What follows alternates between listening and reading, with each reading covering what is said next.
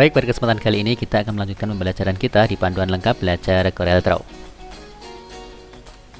Pada pertemuan yang ke-58 ini kita akan melanjutkan pembahasan kita, yaitu pembahasan di menu window. Dimana pada pertemuan sebelumnya kita sudah membahas sampai di menu dock window, yaitu dimana dock window ini adalah menempelkan kembali window atau jendela yang terpisah menjadi satu atau di dalam tab atau dock, ya, atau dokumen. Kemudian di sini ada workspace. Workspace di sini berfungsi untuk mengubah tampilan halaman kerja. Jadi di sini ada light, ada classic, default, advanced, other, di sini ada new dan seterusnya. Teman-teman bisa mencobanya. Di sini kita coba menjadi light, ya. Kita coba di sini teman-teman bisa nanti merasakan perbedaan tampilan lembar kerjanya, ya, workspace lembar kerjanya ketika kita rubah menjadi light. Di sini tampilannya, ya. Jadi lebih ini ya, berbeda ya. Ya, di sini ada apa namanya, semacam petunjuk seperti itu, ya, to display topic, click to a tool or perform an action dan seterusnya. Ya, di sini ya teman-teman bisa melihatnya. Kita akhirnya kita hapus saja. Ini kita ya seperti ini. Ini kalau kita rubah menjadi light. Lightnya tampilan seperti ini ya, lebih ini ya, lebih fresh begitu. Kemudian kita rubah lagi menjadi klasik, ya. Perhatikan teman-teman. Ya, di sini perhatikan. Ya, sudah semakin banyak lagi ya. Di sini berbeda. Di sini kemudian ada apa namanya, petunjuk seperti itu. Ya, jadi teman-teman silahkan dicoba-coba. Workspace intinya adalah mengubah tampilan saja, ya, tampilan. Kemudian berikutnya ada di sini ada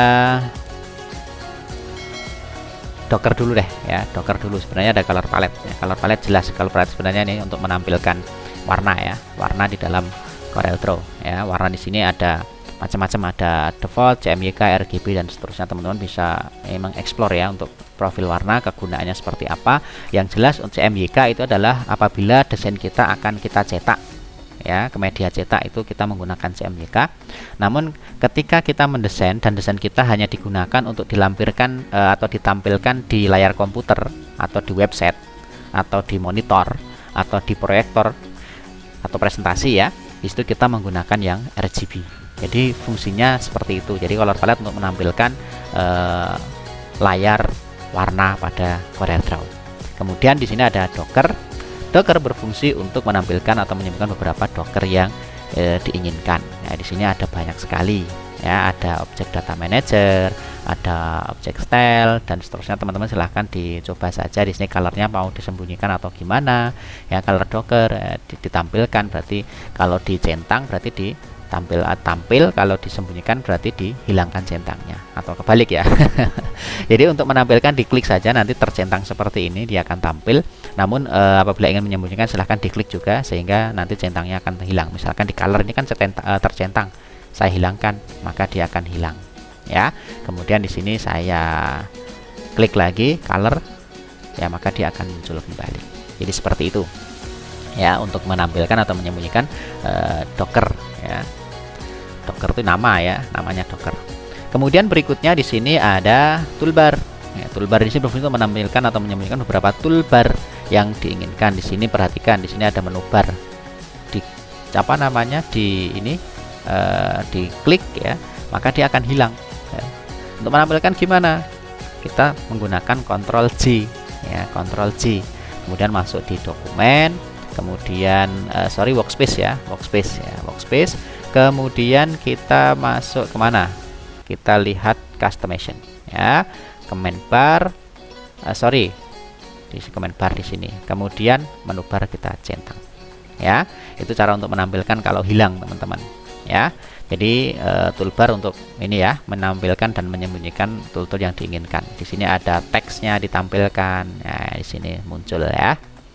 Kemudian sama, ya, cara kerjanya. Kalau dicentang berarti tampil, kalau hilang centangnya atau tidak tercentang maka dia akan tersembunyikan. Diklik saja untuk menghilangkan. Kemudian berikutnya teman-teman di sini ada color palette yang sudah kita bahas tadi, ya, berfungsi untuk menampilkan menyembunyikan palet warna, ya. Saya menyebutnya jendela warna, ya. Jadi sama saja untuk menampilkan. Jadi banyak sekali teman-teman di sini untuk color palette di sini, ya, ada CMYK. Teman-teman bisa nanti merubahnya, ya, sesuai dengan kebutuhan. Ya, di sini ada banyak sekali, ada Pantone. Ya, di sini banyak sekali, dan kita bisa merubah ini ya, jumlah yang ingin ditampilkan, yaitu di Ctrl J ya. Ctrl J itu apa? Ctrl J itu option, atau di tools di sini ada option Ctrl J. Ya, di sini kita bisa merubahnya. Kalau nggak salah itu di mana ya? Di edit apa display ya? Lupa saya. Coba langsung masuk sini aja. Kemudian customize. Masuknya di color palette ya, customization color palette. Jadi di tool di sini, di option ya, kemudian color palette. Nah, di sini maksimum palette row when docked. Jadi inginnya berapa sih yang mau ditampilkan? Maksimalnya 7 teman-teman. Ya, maksimalnya 7. Misalkan di sini kan ada 1 2 3 jenis warna, ada 4 jenis warna, yang setiap warna ya, setiap jenis di situ hanya tampil satu kolom saja. Nah, kita bisa merubahnya menjadi 7. Klik ya, menjadi 7, sehingga banyak sekali. Dan di sini Pantone juga banyak nih. Ya, teman-teman silahkan dieksplor ya. Dieksplor. Mudah-mudahan nanti teman-teman bisa lebih paham. Kemudian berikutnya yang terakhir nih teman-teman, yang terakhir ya, yang terakhir di sini refresh window kan sama ya. Tadi sudah kita bahas di pertemuan sebelumnya, refresh window untuk menyegarkan kembali, mereload ya.